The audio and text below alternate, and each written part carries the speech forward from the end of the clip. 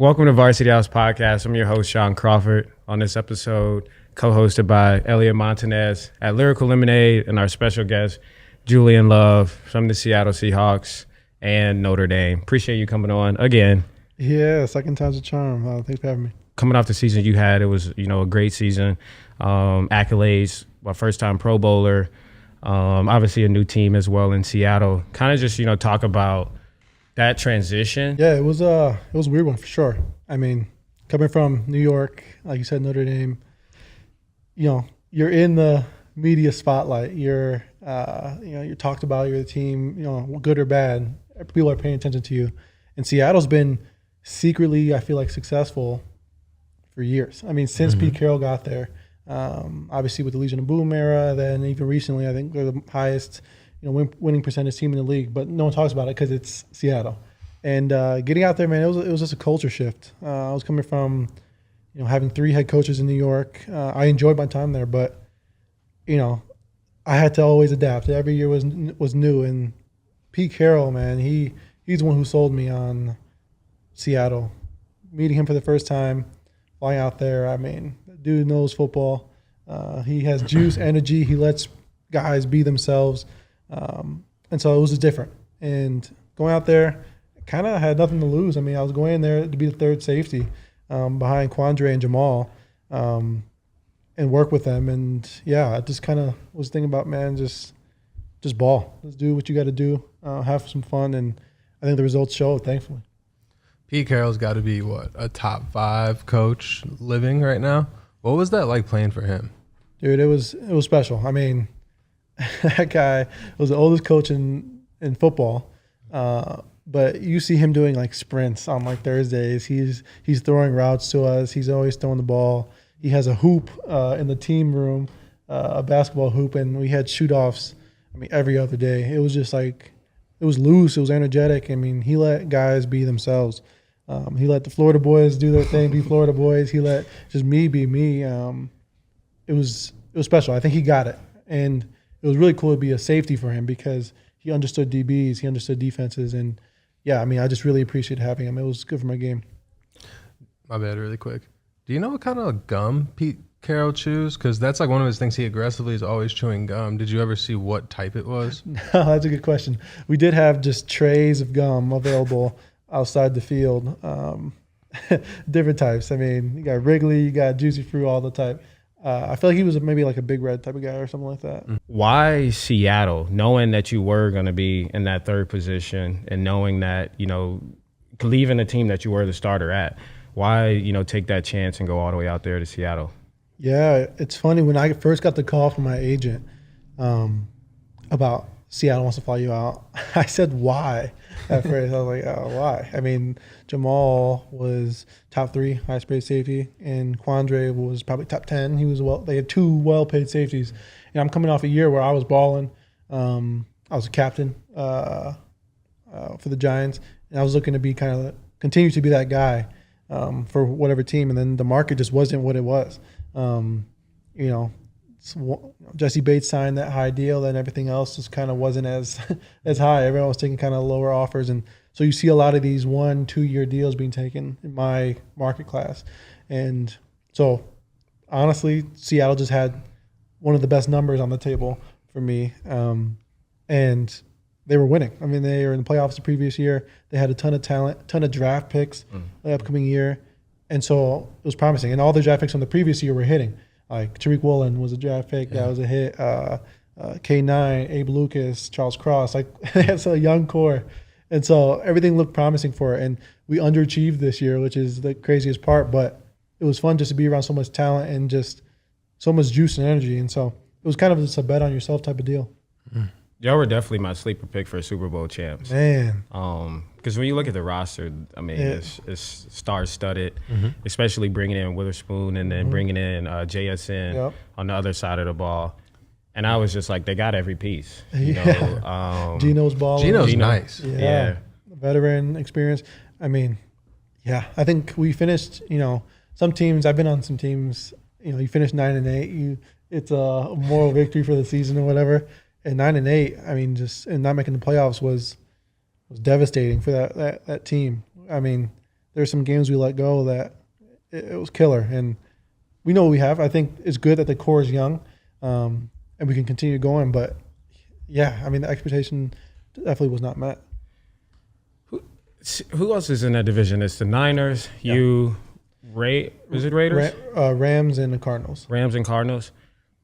Tough division. Division. You know, tough division, especially with the Niners. Obviously, that right now they're the standard in the NFC. Talented roster, well coached. And then the Rams were kind of a sleeper team this year. But I think when Matt Stafford's healthy, man, anything's on the table. That dude's just, I think one of the best quarterbacks in the game still when he's healthy. And they had young Kyron who had a great year, Kyron Williams, our guy, and so we lost twice to them, which was a shocker for sure. Then the Cardinals, are rebuilding and kind of have some young guys on the way up, but tough division, and you got to compete for sure. Yeah, you got to bring it every time you play the Niners, I'm sure. Yeah. And then even the Rams, the so many things that they do on offense with the motioning. You obviously talked about Stafford a little bit, but then you got Puka who came onto the scene. Who's a Cooper Kupp. I think he was hurt a little bit this year, but obviously he's a great player. And so being able to go against those players, and you talk about the Niners, CMC, Ayuk, Kittle. So being able to play against those players, how much did, going against DK, going against JSN, K9 and Geno and all your offensive weapons help you prepare for the Niners, the Cardinals, and even the Rams? Yeah, I mean, I think talent-wise, you can go against anybody on our team and, be challenged. I think JSN as a rookie brought some stuff to the table that is special, and I think he's going to continue to build. DK is DK. You don't get he's one of one in this league just from a athletic standpoint. He's a beast. And Tyler Lockett, I think, is just always succeeding, always catching passes, always scoring touchdowns. Man's been producing for years, and he's just under the radar. Yes. And so it's cool to be going against that. We had 3 good tight ends too: Kobe Parkinson, Will Dissly, and Noah Fant. It was a cool situation, But the division, and I don't know. I feel like I have a chip on my shoulder that I can guard or compete with anybody, and I always thought it was a fun challenge. Playing the Niners this year. CMC's at the top of his game. George Kittle, Debo, Ayuk, like you said, and, Brock Purdy had a great year again. Yeah. That's the standard. That's, I think, who we're trying to compete with, and it's no secret. They had a shot last year. They played the Eagles to go to the Super Bowl, and this year, obviously, they were the ones in the NFC. And so, you got to always try to top that team in your conference, and they're that right now. Yeah. The replacement of Pete, do you think it was because you talked? I don't know if it was you talked about it a little off camera, and just how great of a guy he is and the coach that he is. Do you think the replacement of Pete is to try to get over that hump? Because obviously, I think the Seahawks the roster has been what it is, and you talked about one of the best winning percentages. So he's winning games. He's putting a great team, great talent on the field, but it's just not getting to that championship game, not getting to that Super Bowl. You obviously in the locker room. What were some things that you think might have caused his departure? I think you kind of hit on the head. It's just trying to get over that hump. I think that was decision was made based off of that. Right now in our division, you have McVay and you have Shanahan, 2 of the game's best innovators and minds, and the youngest guy on the route on the defensive side of the ball is Mike McDonald, and so that's why I think he was ultimately hired, and the decision was made to get over that hump, to be innovative, to kind of progress, which is always tough. It's a living legend that you're letting go, and you go from the oldest coach in the league to the youngest coach in the league. That's a lot of risk that they had, but that's you got to compete. You're either competing or you're not. Pete used to always say, and I think that was the decision for sure. What an interesting coaching cycle it was. The fact that Pete Carroll, Bill Belichick, Mike Vrabel, there was a lot of big name coaches available for the first time in a long time.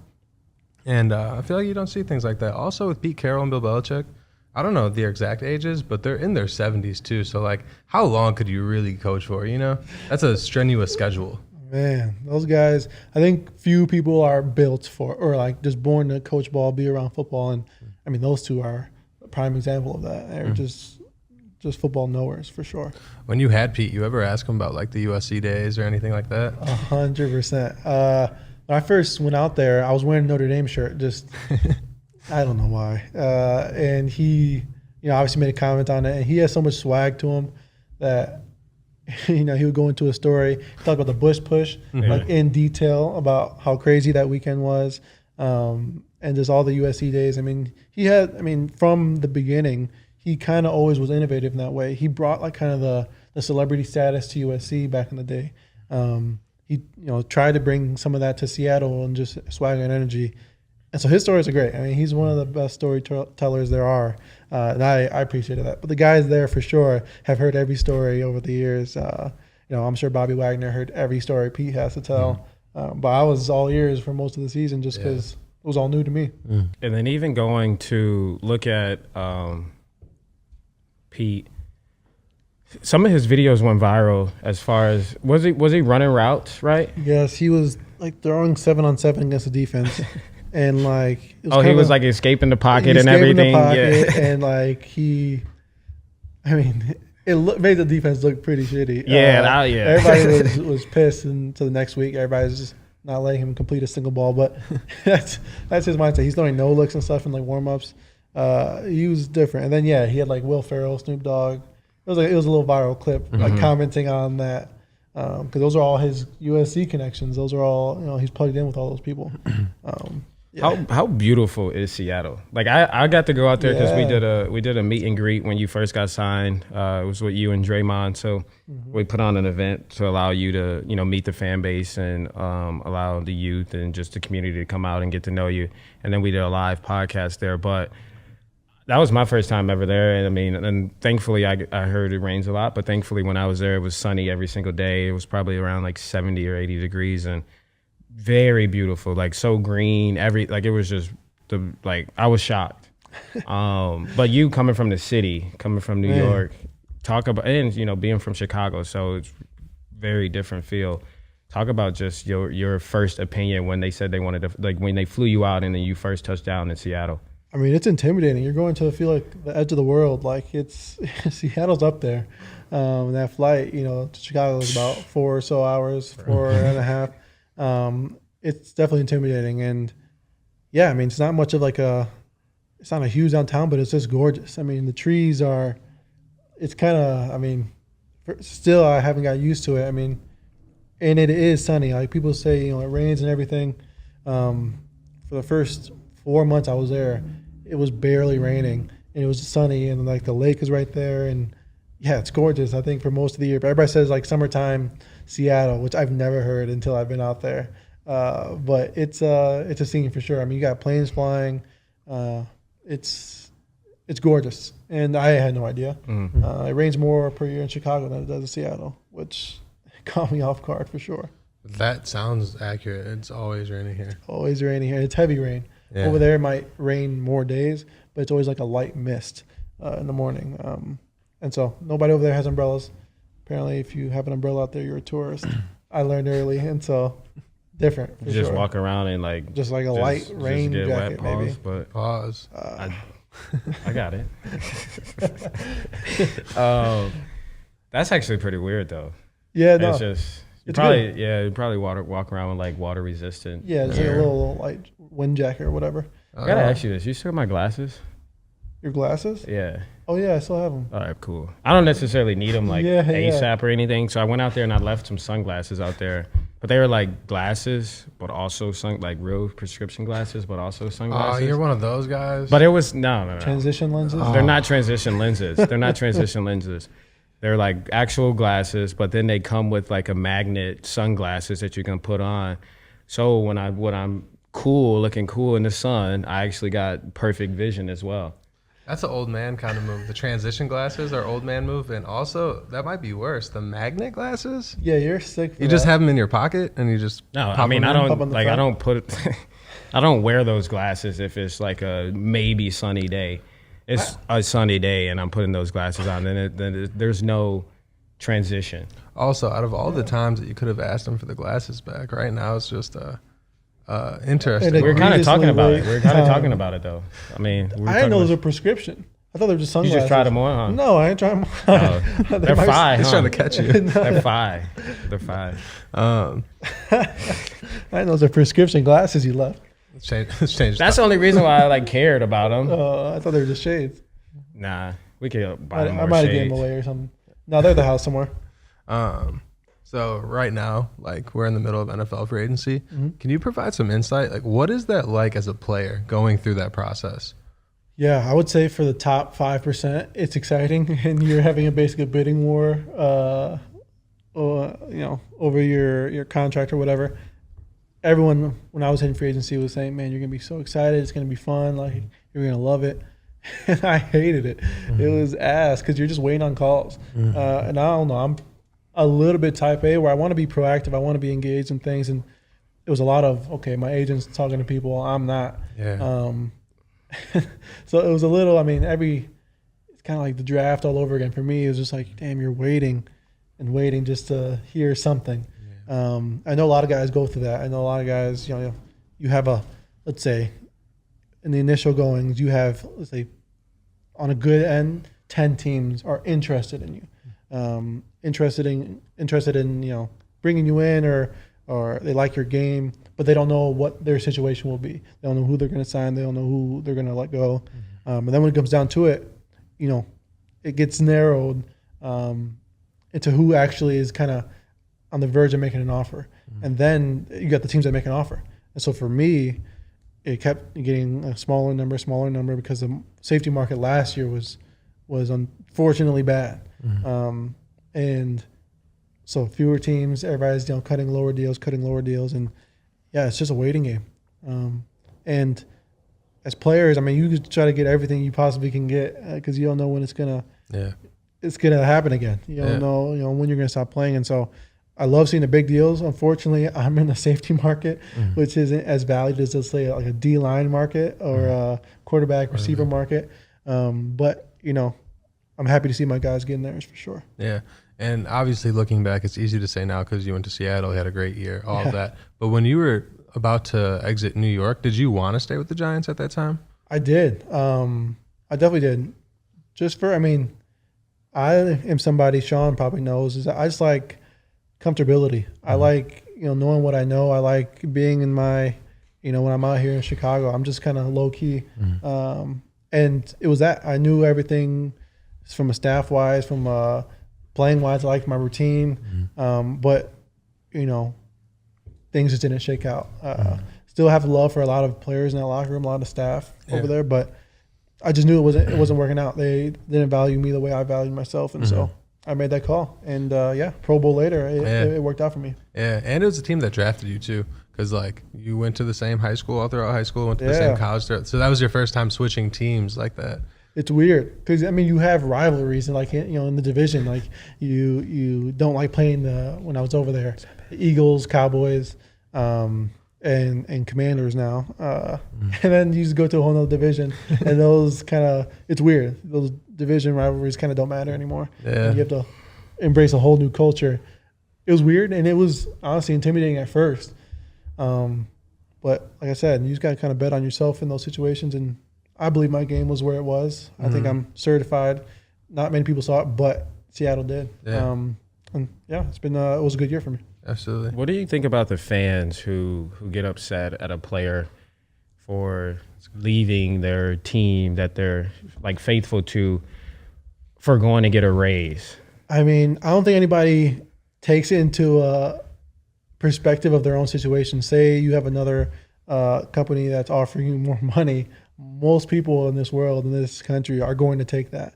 I think, fans are fans for a reason. They're not really fans of players. They're fans of cities and of teams. So that's what that is. Basic example is Saquon Barkley. You see some of the flack he caught, which Tiki Barber. Tiki Barber is crazy. You're dead to me. That's crazy. That's so aggressive. He was kind of on. I'm about to pause myself. He was kind of on. He was tough on Saquon's entire time being there. and say, I mean, talk about being selfless. That dude was putting on the line every year and to not getting many results back because of what was, perceived to be around him. And so, I mean, shoot, he wanted to get paid. He got tagged last year, wanted to get paid. Obviously, I don't want to speak for him, but you got to get yours at some point. I mean, you can only play this game so long, and he's a running back. He's somebody who's taking hits for years. You got to get. I mean, he's 6 years over there. Mm-hmm. So, I mean, the fact that it was the Eagles is kind of funny. I love that. Oh my gosh! And that game's gonna be wild. I love that. Hilarious. Can I read the quote really quick? Yeah, read the quote. Yeah. Tiki said, "You're dead to us, Saquon. Good luck. You're dead to me." As a grown man, that's such an aggressive thing. Now, is he actively around the facility, or is it just, or he's is that an analyst? No, he's. I mean, he has a radio show. That's like a New York radio show. WFAN, yeah. And that's a big show, Tiki and Tyranny. I was on that show a bunch. I just know him and Saquon don't because, it is what it is. But that quote is crazy, though. I mean, it's wild. You got to get yours. And what did Saquon reply to that? He said, "You've been a hitter since I got to New York, and all the dead to me talk, don't smile in my face when you see me." But going back into it, if you're that player, you are producing for your offense. Out of the backfield, catching passes, running the ball. When we played him, he wasn't playing, and we held him to 3 points. I mean, he is a factor. He's Saquon Barkley still, and so he wants to be compensated as such. Especially when you see what the top guys are making, he wants to be in that conversation because he is in this league. Shaun, I'm going to ask you this just because I'm struggling to think of it. Other than Saquon Barkley and Daniel Jones, name like 2 or 3 players on the Giants offense, skilled position players. Paris Campbell, one of my homies. Oh, fuck. Darren Waller. Oh, yeah, he was there, yeah. I think he was hurt a lot this year, though. Yeah. The guy from Tennessee, the receiver, fast guy. I don't know. Is it Hyatt? Yeah. Jalen Hyatt, yeah. He was a rookie this past year. They're trying. Oh, and Sterling Shepard. I know the Evan receiver. Ingram Shep, free agent as well. Evan Ingram, no, he's with Jacksonville. I know. I don't know. He's not there anymore. But McKinney was there. I only say that to say like Saquon was their offense. Like I can't. He was think the face of the anyone. franchise the past whatever number since he's been in the league. Yeah. Yeah. They got DeVito, right? They got Tommy DeVito. He went to U of I. Yeah. Tommy DeVito, U of I guy. What a guy. Came in, did his thing. He was at Syracuse before, though. He was at Syracuse. Forget about Syracuse. Didn't he beat cancer when he was at Syracuse? I want to say that was a thing. Hold on. Well, I might be wrong. No, that's a different person. That's interesting. Yeah, 2018. He had cancer and overcame it. Oh, wow. Damn. Well, good for him. Yeah, okay. I'm a fan now. Yeah, props to Tommy DeVito. Tommy Coldcut. I'm so sorry. It wasn't Tommy DeVito. It was the guy right before him. Rex Culpepper, guy right before him, but was also white and had the same build. My bad. I was just like, nah. I was like, I don't know if he. It's a big crazy story. No, but I mean, they're rebuilding over there, and we'll see what happens. I mean, they got to make calls. The running back position is not valued as it was a couple years ago, which is crazy, but it is what it is. Cutting back in, Saquon of the Eagles is actually insane. I love that move. Him with Jalen Hurts with A.J. Brown, that's a scary offense. I mean, they're talented. They got talented line as well. I know Jason Kelsey retired, but that's a for real offense. He's only going to make them better. Have you been in a position yet in the league to where, like, let's say you played with someone in high school or in college and then you went against them in the league after practicing? I'm trying to think of someone. Like, I guess you said Kyron plays with the Rams. Like, have you had a situation where you played someone in college and practice every day and then you ran into them in the league in a matchup or anything like that? Ooh, I mean, I had a few. I mean, like Claypool, I played against him early when he was with the Steelers. Lineup against, I mean, I saw Miles when he was in Baltimore, Miles Boykin. Talking about guys I went to college with. Cole Kmet's, I guess, a big one. Yeah, that makes sense. He with the Bears, and I saw him in high school and in college. Yeah, he's probably the main one, actually. I played against him in high school, college. Played with him in college and in the league. I think he's a star. I think he's a young star for the Bears for sure. Yeah, absolutely. Underrated. I think he's super underrated. Not too many guys. I mean, like Kyron was younger than me. Yeah, I never played with him in Notre Dame. Did you play with him? Mm-hmm. Yeah, I played with probably everybody. Yeah, Shaun was there forever. I probably played with everyone. Shaun caught. Yeah, he caught probably 10 years of range at Notre Dame. Bro, it's ridiculous. From the oldest player being like Ronnie Stanley to he might be like year 8 in the league now, and to the youngest player being Xavier Watts, who's still there. So You play with Xavier Watts? yeah, Dude, When he was a receiver, right? when he was a receiver, when you didn't even know him. Yeah. I definitely didn't. That's crazy. But that honestly helps the podcast. Like looking back on it, Yeah. Without a doubt, all the relationships. yeah, like looking back on it, Yeah. it turned out to be the best thing that could have Shaun, happened. that's nuts. What up? I can't Yeah, I believe that. know. Like I've seen Notre Dame transition from taxis to Ubers to what do they have now? You stealing bikes? Yeah. Who was the best player that you played in high school? Like you said, you played against Cole. I mean, in hindsight, Cole's probably the best. I'm trying to think about who else kind of made it out. I mean, there's a few. No, probably Cole was the best. I mean, he was a stud in baseball and football in high school. He played baseball and in college as well. Highest draft pick probably. Probably Cole. You ever see Ty Isaac in high school? No. Well, I saw him. Everybody had to go see him play. Man, he was a Chicago legend. I mean, that guy. I was in 8th grade, probably his senior year. So just missed him. But seeing those JCA games, Unbelievable. just electric. I mean, his state game against Montanez, I think, He had like 500 yards, It 7 was- touchdowns. probably the most historic performance. And then on the other side, you had Jordan Westerkamp. Yes, went to Nebraska. Went to Nebraska, who also had like a ton of receiving yards and touchdowns. It was like the game was a high scoring ass game. Ty had that crazy stat line, and they lost by 30 points still. It was like Yeah. 70-45 or something. If you see Ty Isaac's highlight tape, like basically you see a bunch of little white kids chasing him just for 60 yards. It's like Jim Brown's footage. It was, it was nuts. I mean, folks is like 6'3", or he seemed like he was 6'3", He is, 220. No, in high school. we had him on a podcast last year here, and he is easily 6. Like in high, but you got to think about it. In high school, a high 6'2" school? running back is like DeMarco Murray type, Darren McFadden type of a running don't back, see that. and you're not prepared to make that play, especially getting out of. Who knows what you had for lunch? You probably had a little bologna sandwich. A bag of Lay's and some fruit snacks, and then Friday night you got to go tackle a 6'2" running back who's committed to USC. And it wasn't just him though. Like their entire backfield. Who? It's someone that went to Northwestern who was like, Oh yeah, the he fullback. was a little bit. What was it? Oh my gosh, And they ran the perfect offense. something with a J, I think. Then they won the wing tee. Yeah, the wing. Yeah, like the beer or whatever the hell it's called. It's like they They definitely were in my played to their conference. strengths. So JCA was in my conference, Joliet Catholic. And they were, I mean, my 8th grade year is the first time in I don't know how long that NAS beat JCA. And Ty Isaac was there actually. And first time ever. They beat them. Malin Jones. Malin Jones. Yeah.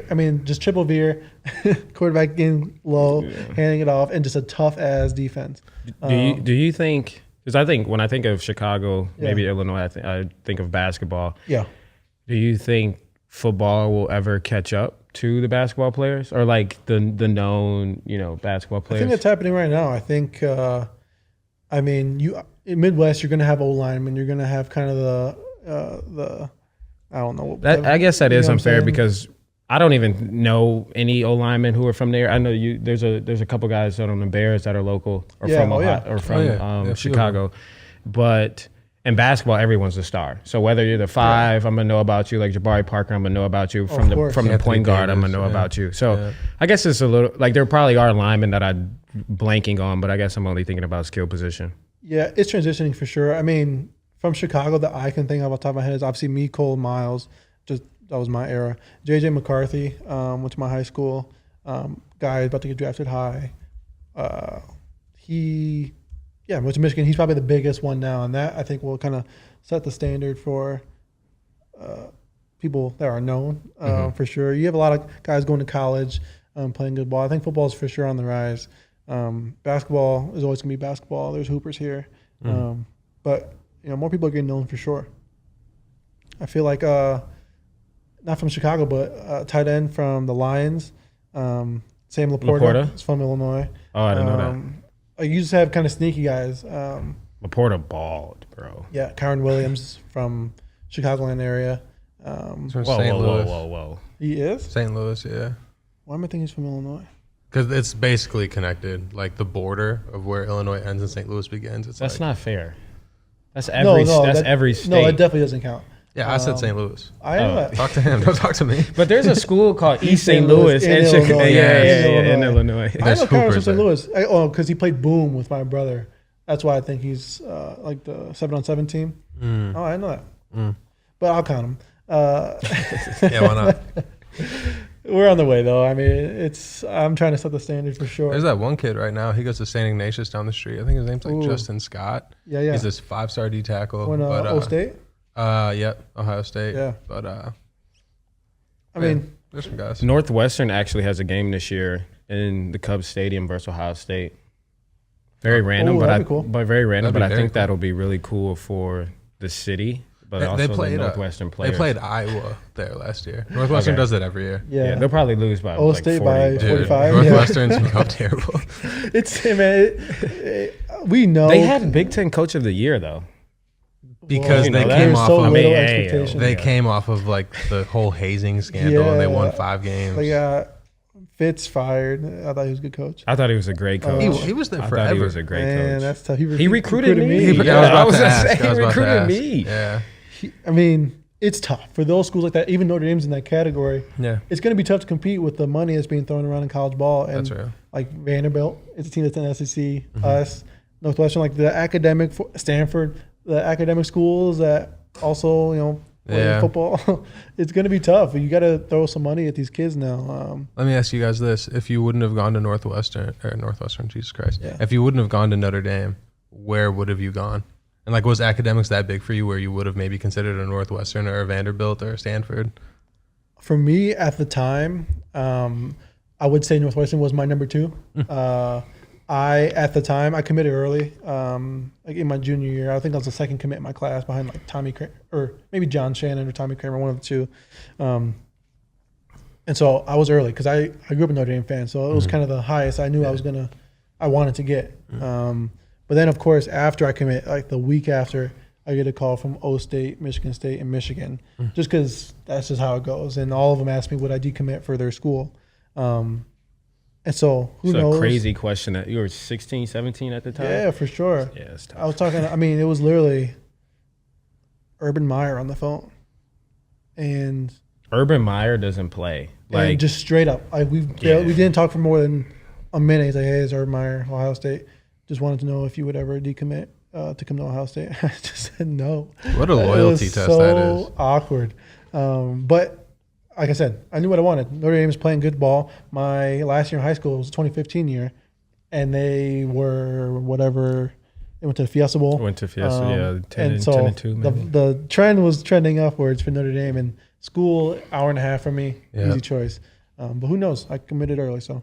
Ever walk into like really hostile environments? Obviously, like it's gonna be loud and stuff. But did you ever go into environments where you're like, oh shit, they actually took that a bit too far? Or is there schools where you go there and like there's little things that they try to do to throw you off, like the locker room super shitty or really small, or things of that nature? Yeah. So away games, I think the most hostile environment, probably for you too, was Miami at Hard Rock. My sophomore year, so 2017, I think we were number 3 in the country at that time. It was like 3 versus 5 or 3 versus 6. That was and they were having a good year, and that was the year they birthed their turnover chain, and it was fucking chaotic. And we were getting smoked. We got whooped. I'm like going to that game. I knew I was going to do my thing. I had a good matchup, and playing corner. That was the first game I think in college I realized I can have the best game I can have. And it doesn't matter if it doesn't do shit for the game.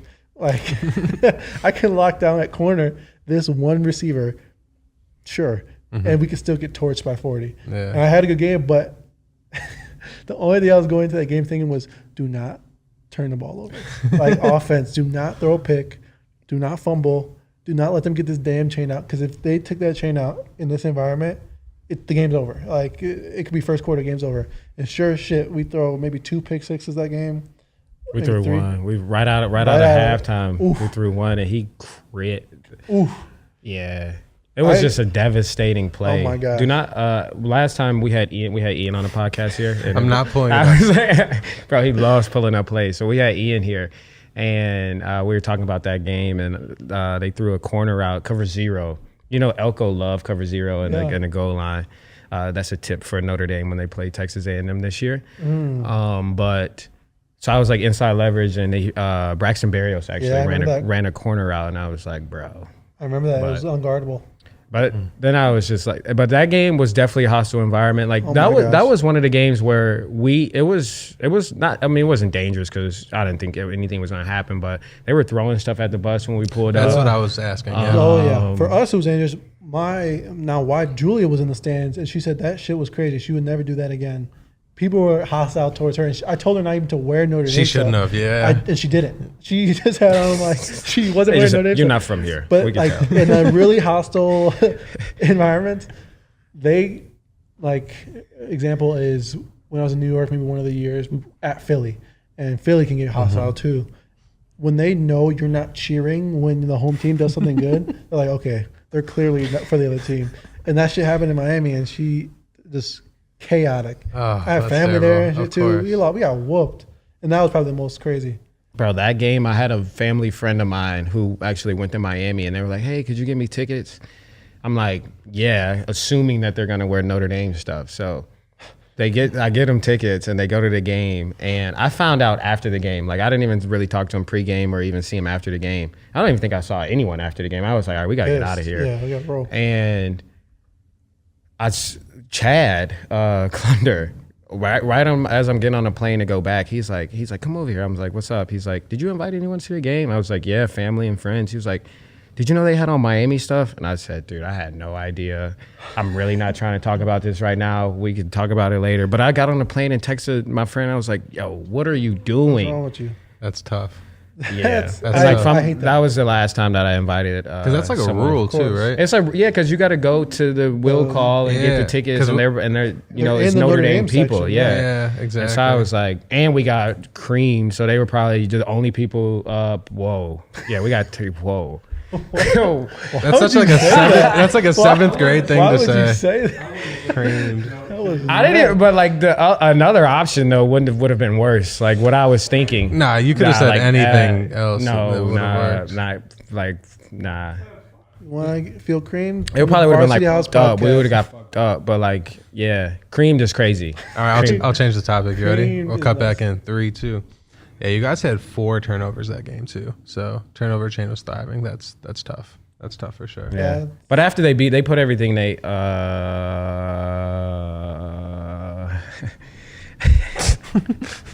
Dude, get your head out of the Dude, gutter. I'm not even. But like, I'm just saying though. You Like, want to say you put everything they had into no, it? they yes, I was about to say that. I'm like, but what? because like after that game, they went on to lose 2 games, and they didn't even like make. They were supposed to make the playoffs, and they didn't that year. To this day, I get shit talked because whoever you play, it's either you beat them, they beat you in the league, and so every time I went to Miami, they talk about that damn game, and yeah. I always say once Miami had to play in the cold weather later that year, they got whooped. I think it was Pitt. They play at went to Pitt, yeah. and it was a cold ass game, but we got smoked that game, whatever. But the away games in general, I think there's a general sense of kind of for me, I like them because it's like home, like you said, it's cool. Away games, I kind of have that. It's like you, this the whole time you're saying, man, fuck these people. Like it's crazy to say, but that's kind of the chip that I bring. That's my mental situation for away games. So I always appreciate that. It's different. Looking back at this past NFL season, what was like your favorite moment? What was your standout game? What do you remember most? I think for sure for me, I caught it was definitely the Eagles game. I mean, it was Philly. It was late in the year. We were our backs were against the wall. I think we lost like 3 or 4 in a row up to that point, and we were playing. At that point, maybe they were like a 10-3 Philly team. Mm-hmm. They just lost to maybe Dallas and San Fran. So 2 good teams, but they lost to them before. And so we kind of it was at home Monday night, and it was slightly raining, of course. And I had 2 picks, 2 good plays, one to end the game. And I think, I won Defensive NFC Defensive Player of the Week that week. I don't know. I think I was I just tried to do my job, to stay in line, play my game, kind of have my own swag, my own energy. I had a baby on the way, and so like my mind was kind of like, just fuck around and let's ball, and then let me just do what I have to do at home. And so I was kind of playing super free in that game. I made a statement that game probably got me the Pro Bowl, honestly. Yeah. And that was like 4 turnovers in 2 weeks. I had 2 the previous game against San Fran, and so it was a kind of a good streak and good moment for me. I think it was November or some shit. Talk about the moment when you started to realize like the Pro Bowl is something that's real. You know, that's something that, will, obviously came your way, but that's something that you'll be able to be a part of, and that's something that nobody can take away from you. Dude, it was the biggest blessing to get the Pro Bowl because I had no idea. Like, until they told me I made the Pro Bowl. I remember I was cleaning up some baby shit at the house, and I got a text from my agent and said, "Congrats on making the Pro Bowl." I was like, oh, he definitely texted the wrong person. Like, I'm just, talking shit, whatever. And then I'm like, wait, for real? I literally say, like, wait, for real? And he's like, yeah, first ballot. Like, you got that shit. And I mean, it was crazy because it wasn't on my mind. The year before when I was having a good year, my last year in New York, I was pushing for like the fan vote. I was like, people vote for me because that's a third of the situation for making the Pro Bowl. I was pushing. I might have got like top 10, maybe like number 9 in voting. Didn't make the Pro Bowl. This year, I didn't send a single tweet about Pro Bowls. I mean, I just didn't think it was an option because people viewed me and largely as like the third utility safety, even though I was starting a lot of games and producing a ton. My game was just going under the radar, I felt, but I got it off of coaches' votes and player votes. And so, I mean, that was the most validating thing I think in the world for me. Like, the guys I'm lining up against are voting for me, and the coaches I'm going against are voting for me. I think because they just see the product, they know who they're playing against, and I think that's just the epitome of my game. I think, like Shaun, I play with Shaun. Like, I feel like no one by surprise, personality wise. I mean, you know who I am, you know what I'm about, but if you know my game, you appreciate it and respect the game. And if you don't, then you just don't know. You just don't know my game. I think that's kind of been the epitome of me in the league. And that was such a validating moment for me, for sure. Obviously, people talk about Pro Bowls don't mean anything, but that's a shit lot for me. I was super excited and to do it with my newborn baby, my wife. It was just, it was incredible. What was one of the most memorable moments from going down to Orlando and playing in the game and doing the whole week of activities? I think it was cool because, like I said, like I had respect from the guys that were there. Like, I'm going into it mentally thinking like, these guys probably don't know my name. Like, I'm grinding, like they probably know about me, whatever. But I had, some props being shared when I was down there. It was cool to get my whole family down there, my wife's family down there, the baby down there, and just have some fun and just play in the game. And I made a few plays in the game. We won the game, made a little extra money, which always helps. But I mean, it was just cool because I know, personally, of course, like every player in the league, probably, I think I'm the best safety out there. That's my mental. That's where my mental focus is. That's my pillar. I'm the best out there. I can compete with anybody, and it was like the first time that I felt like other people were seeing what I always knew, and so it was crazy. Love that. How has your life changed since becoming a father? Not at all. Since becoming a father, I was like, whoa. Since becoming a father, man, it's everything I wanted. I think that was my. I mean, you want certain things in life. I don't think I've ever thought like I want to be I really want to be. I'm going to be in the NFL. Like, it was just happening for me as time was going on. But being a father is something I feel like I always wanted. I think I have a really good dad who sacrificed and did a lot for me to get to where he is and put me in the positions where I've been to succeed. And he did it without having a dad. And so I think I'm just trying to pass that torch. And I have a little guy who's just the best. He's about 3 months right now, and he's slowly developing his personality. But I mean, that's all I want to do. I mean, I just want to play football. Obviously, I love doing that, but I just want to have fun at home. Like something as trivial or small as shooting hoops in the backyard is something I've always just wanted to do with my now son.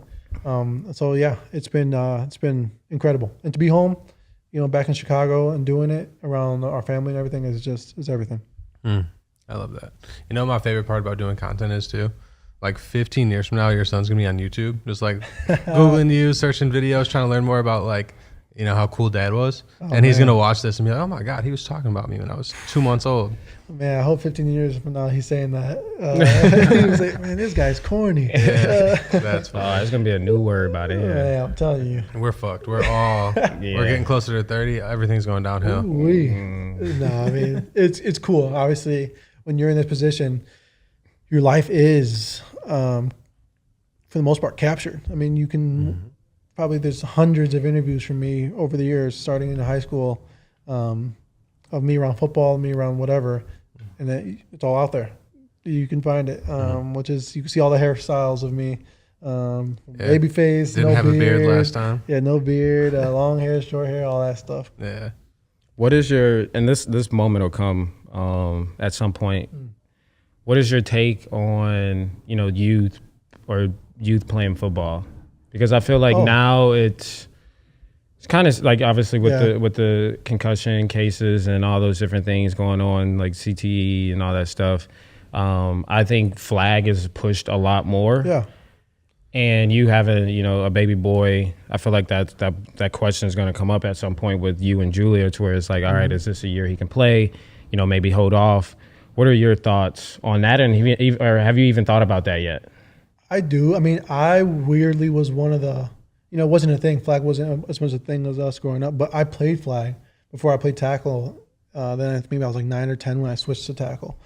So from 5 on, I think it was cool just because it gets you understanding of like body awareness and getting around the game and doing things fundamentally, kind of because you're not tackling somebody leading, with whatever. But I think that's kind of the route I would take, is kind of introduce them to that. I think just body awareness is huge.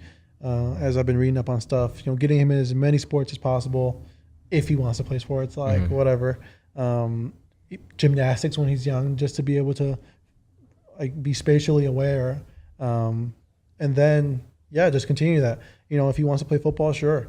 Obviously, I love football and I want him to play. If he's a hooper, I'll do that. Baseball, whatever. I think sports was a huge part of my life, so I want our family to be around sports.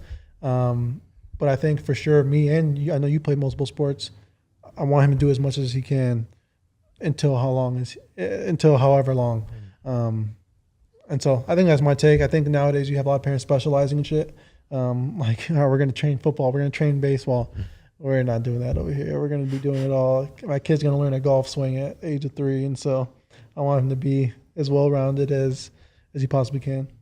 Hey, those sort of parents could be weird. This is an extreme example, but like Baby Gronk. You guys see that? Yeah. On the internet? Baby Gronk actually DM'd me to get on the podcast. You're lying. I swear. You said no? He hasn't been on the podcast. You said no? That's Yeah, crazy. I didn't say no. I just looked at it and didn't get back to him. I don't blame you. You won't. I mean, you know me. You won't be seeing me being that type of dad. Of course not. I'm in general. I won't even see me being yelling. Hopefully at games or anything like that. I want to put him as much as I can, make him well rounded. But I'm 50-50. On what? You're gonna be nuts. I'm 50-50. Sean's What, yelling at games? gonna be No, intense. like an intense dad. He's gonna be intense. He won't yell, but I he'll can be tell. intense. Like behind closed, like we're training at 'Cause 6 Sean's a.m. intense. He's an intense friend. He's We've been intense. friends for 3 years. I still don't know if he likes me. It's like a feel out every time. Every time I see him, that's how. From the first day I met him till now, that's kind of the general vibe. Yeah, it's crazy, but But we're if he all talks great to you- friends. But if he talks to you, yeah. If he likes we're you. friends, we're really good friends. If he talks I to- feel like I don't have like we're maybe friends or maybe not That's friends real. type of thing. If he That's- says if I- you're his friend, he loves you basically. That's Okay. That's what Yeah. I I'm love getting you at. guys. I love you Thanks. guys. Thanks. Appreciate it. All right, last 2 questions before you get out of here. You're from Chicago, so I want your top 5 Chicago legends, sports. Oh, I mean that's a good question. I feel like my era was definitely like Derrick Rose. I mean, whatever accolades in the league, whatever people have to say, but if you're growing up in this area, in the 2000s, 2010s, he was the guy. I watched him play at Simeon. I mean, he was just from Chicago, a Chicago legend. So Derrick Rose, just whatever. The Bears had some guys over the years for sure. I think similar to Derrick Rose talk is like Devin Hester. Yep. Yeah, everyone. I mean, if you had one of those jerseys, if you're growing up around here, those two were for real. In the same sense, I'm not a huge into hockey. Probably Patrick Kane is that for people who are hockey fans. I slowly became a hockey fan because they were just winning a ton, and he was just the man at a young age here. But all time, I mean, the probably the GOATs for me. I'm not saying baseball because I don't know too much about baseball guys. I mean, Sammy Sosa, Ernie Banks, Mr. Cub, I know is obviously people can talk about that. But Walter Payton, without a doubt. I mean, speaks for itself. Sweetness, never die easy, just tough as hell. Dick Butkus, RIP.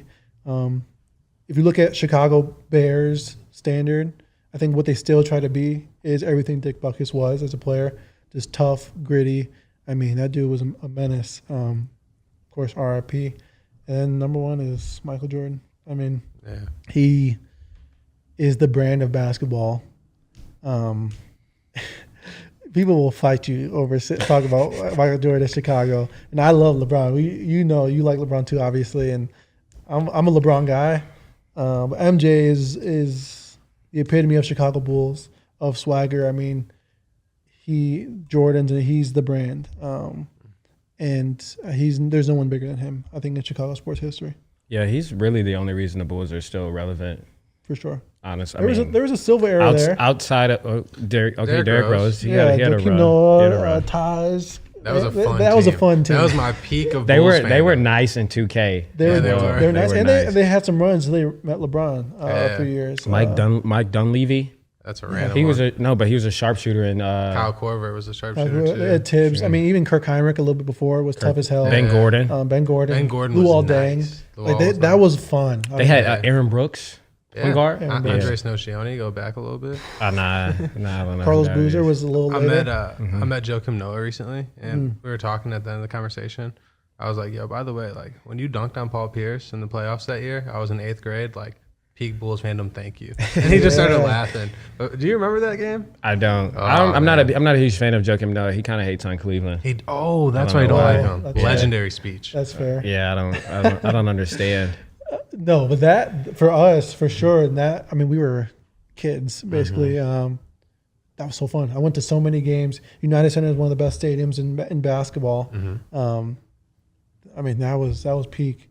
Obviously, the '90s were fun. Can't beat that winning. But Derrick Rose, man, he was close a couple times. Yeah, nothing better. I was going to ask you a top 5 Notre Dame, but I don't really think that matters. Top 5 Notre Dame football? Yeah, but there's too many. That's what I was going to say. You could do like Tim Brown. You could do like You'd have to limit it maybe to era. I mean, as of late, obviously, Manti is up there for us. Golden Tate. I met Golden Tate recently. Really cool dude. I mean, that dude was a stud. Oh, he's a big fan of yours. Big fan of yours too. I played with him a couple years. That's my guy. He got me my first set of golf clubs. Nice. Yeah, Callaway. Great investment right there. He hooked me up. He got me into it. Jalen Smith, I think for us, for sure. That was like a big brother to me. And I played with him in the league, which was really cool. Kyle Hamilton has to be up there. Harrison Smith has to be up there. I'm a safety, so I'm biased for sure. I'm sure there's a quarterback there. Brady Quinn, maybe. I mean, the bus was a little older. There's way too many Notre Dame guys to talk about. Yeah. Most Hall of Famers ever. Do you still follow college ball now that you're in the league? A little bit. A little bit. Yeah. What did you think of their season this past year? I think a lot of young guys. I think they won some good games. I think they lost some tough games. I think they have some studs. I mean, our guy, Ben Morrison, we're excited for his next season and just see what he does. I think he's a stud. And they had some studs this year. Obviously, Xavier Watts had a great year, led the country in picks. There's some promise. And Freeman, I mean, I just want him to succeed so bad. Yeah. I think the players love him. The fans love him. I think he's a former player, so he gets it. He's one of those ones who gets in, so we'll see. We'll see how they do. Yeah, in 10 years from now, or 20 years from now, we're going to go back and be corners and safety coaches at Notre Dame. I'm put that out there. Yeah. I will not be a college or NFL coach. I'm going to coach high school ball. Naz? No, I don't know. Just maybe. I mean, I'll coach high school at the most if I even want to coach. Yeah. I don't want to be traveling. I've done that my whole life. I don't want to go be recruiting kids and That's traveling. I just want to stay posted up and just raise my family. Being a college coach seems like it'd be like exhausting. That's Recruiting, why especially with the transfer portal now. I see a lot of coaches now trying to get to the league. Yeah. Get out of it. It's hectic. There's too much going on. I'll just be throwing bread. I'm not gonna lie. Yeah. dude. Yeah, You have to be the right place for at that. this, yeah, true. But at this point, it's like, bro, you might be here for 1 year. I don't know, depending on if you are actually good and if you're actually gonna play a lot. But we're going to get you here. But we're gonna get you here, and I'm gonna do, what it takes to get you here. And I think I'd be a hell of a recruiter. But outside of that, You know ball, though. I think you'd be a good coach. I play ball. I I like it, but I don't know. I'll coach some AAU basketball maybe. that'll be fun. That'll be fun. Yeah, that'll be fun. That'll be fun. That's about it, though. For Varsity House Podcast, I'm your host, Shaun Crawford, co-host Elliot Montanez, and our special guest again, Julian Love from the Seattle Seahawks. Appreciate you coming on. We'll do this again. I told him, like I said, Kyle Hamilton is the only second time like guest appearance on the show, and you see what he did this year. So we'll have to follow up next year. No pressure or anything, but we'll follow up next year with you. After you have a great season and do your thing. Of course, man. Thanks for having me.